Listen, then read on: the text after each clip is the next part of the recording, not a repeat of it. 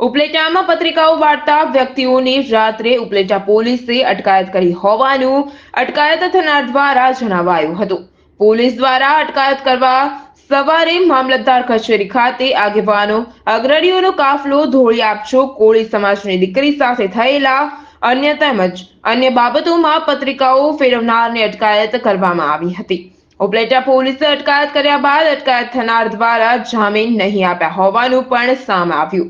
જામીન નહીં આપતા મામલો ગુચવાયો હોવાનું પણ સામે આવ્યું હતું।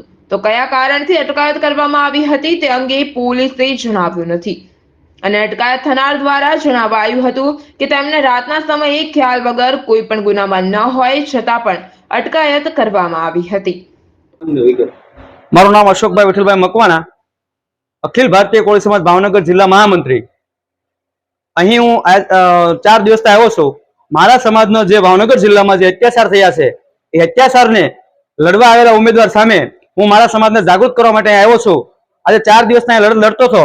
4 દિવસના અંતે રાત્રે 12:30 મને પોલીસ કોઈ ગુના વગરની અહીંથી લઈ ગઈ અને અત્યારે મને છૂટો કરેલો છે।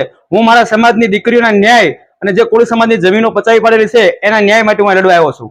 રાજુ ચૌહાણ, મહાદેવ ન્યૂઝ, ઉપલેટા।